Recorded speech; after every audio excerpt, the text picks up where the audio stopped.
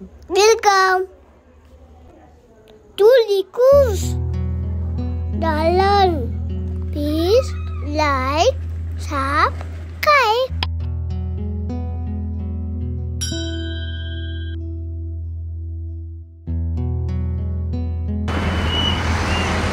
নমস্কার বন্ধুরা, welcome to রিকুস journal. আজকে আমরা আবার বেরিয়ে পড়েছি একটা নতুন রোড ট্রিপে। আশা করি আপনারা সবাই ভালো আছেন। তো আজকে আমাদের ডেস্টিনেশন হচ্ছে জগ ফলস। জগ ফলস ব্যাঙ্গালোর থেকে প্রায় 450 কিলোমিটার। টোটাল ডিস্টেন্স কভার করতে লাগবে প্রায় 8 ঘন্টার কাছাকাছি। তো অন দ্য ওয়েতে আমরা স্টার্ট করেছিলাম 6:30টার সময়। অন দ্য ওয়েতে আমরা একটা জায়গায় ব্রেকফাস্ট করবো দাঁড়িয়েছি। তো এখানে বেশ বড়সড় জায়গা, আর টয়লেট ফেসিলিটি রয়েছে, ভেজ, পিওর ভেজ। পাশে একটা নন ভেজ কাউন্টারও রয়েছে। একবার চট করে দেখিনি।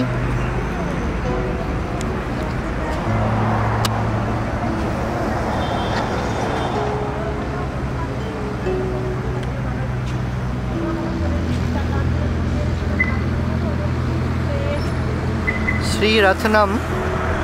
খাবার কোয়ালিটিও খুব সুন্দর, রিজনেবল প্রাইসও। এটা আমরা যশবন্তপুর পেরিয়ে নীলামাংলা পেরিয়ে অন দ্য ওয়েতে রাস্তার ধারেই একটা এই পিওর ভেজ রেস্টুরেন্টটা।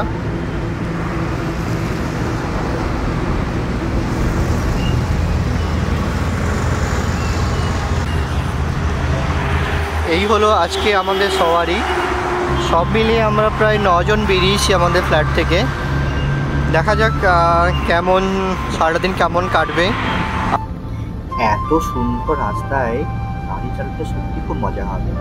রাস্তা যেমন সুন্দর, রাস্তার দুই ধারের দৃশ্য তেমনি সুন্দর।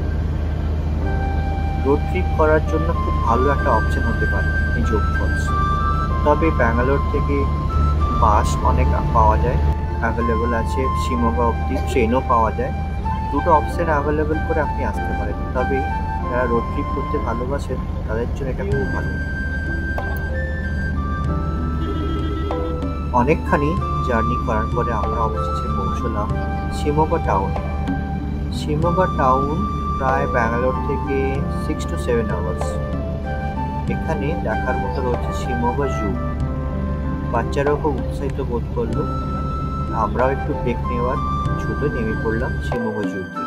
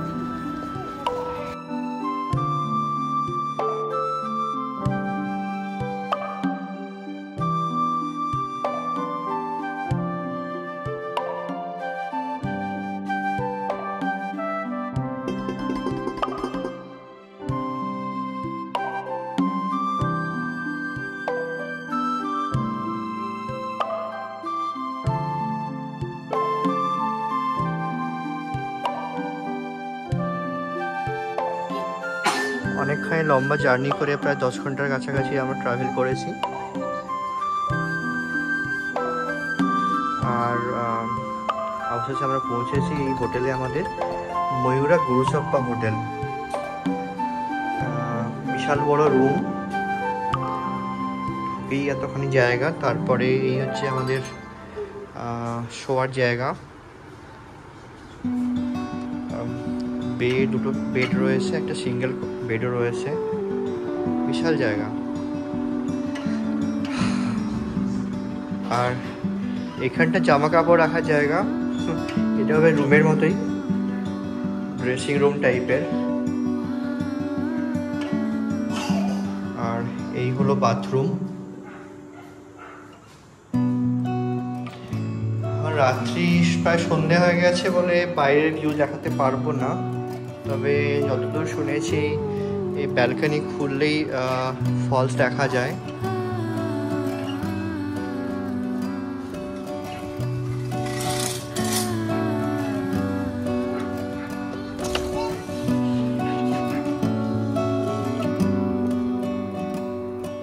ময়ূরা হোটেলে খাবারের অপশন খুব বেশি না হলেও মোটামুটি সব কিছুই পাবেন, আর মূল্যও ঠিকঠাক। খাবারের পরিমাণ বা খাবারের কোয়ালিটিও ঠিকঠাক। তবে সকালের ব্রেকফাস্ট আমাদের একদম ভালো লাগেনি, কারণ সকালের ব্রেকফাস্টে খুব বেশি অপশন ছিল না এখানে। যাই হোক, সকালে আমরা ব্রেকফাস্ট করে রেডি হয়ে নিলাম। আমরা যাব আজকে মুরুদেশ্বর টেম্পল দেখতে। মুরুদেশ্বর টেম্পল এখান থেকে প্রায় 2 ঘন্টার কাছাকাছি। অন দ্য ওয়েতে আমরা দেখব দুটো সাইট সিন। একটা হচ্ছে হাইগুন্ডা ব্রিজ, আর একটা রয়েছে সাবরমতী বোট সাফারি। অনেকখানি সুন্দরবনের ফিলিংস আসে শুনেছি এখানে। খাড়ির মধ্য দিয়ে নৌকো চালিয়ে নিয়ে যাবে, দেখা যাক কেমন লাগে। বন্ধুরা, মুরুদেশ্বর টেম্পলের অবস্থানটা সত্যি খুব সুন্দর জায়গায়, একদমই সমুদ্রের পাশে। মন্দির থেকে আপনারা সমুদ্র দেখতে পাবেন।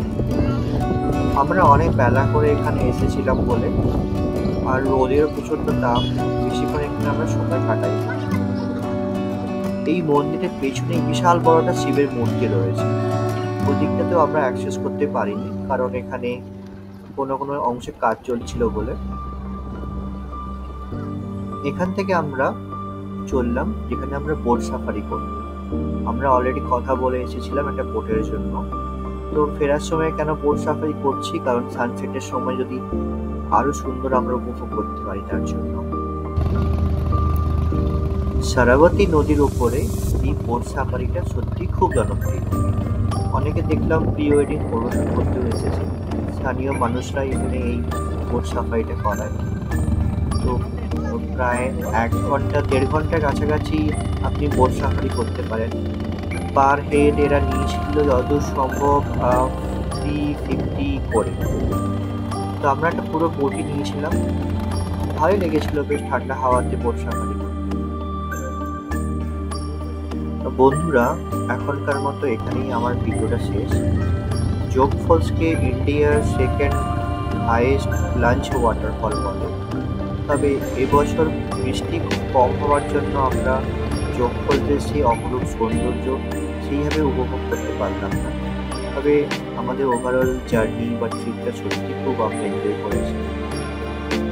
ময়ূরা হোটেল বর্ষাকালের পরে এদের খুব রাশ থাকে। কাছাকাছি আরো অনেক হোটেল হয়েছে, তবে ময়ূরা ইজ দ্য বেস্ট। কারণ এখানকার ভিউ বা আপনি চট করে এখানে এসেই ফলস দেখতে পারবেন আপনার রুম থেকে, এটা অন্য কোনো হোটেলে থাকলে হয়তো পাবেন না।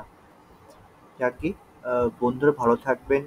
আমার ভিডিও ভালো লাগলে প্লিজ লাইক করবেন, কমেন্ট করবেন, আর সাবস্ক্রাইব করবেন, আর শেয়ার করবেন। ধন্যবাদ।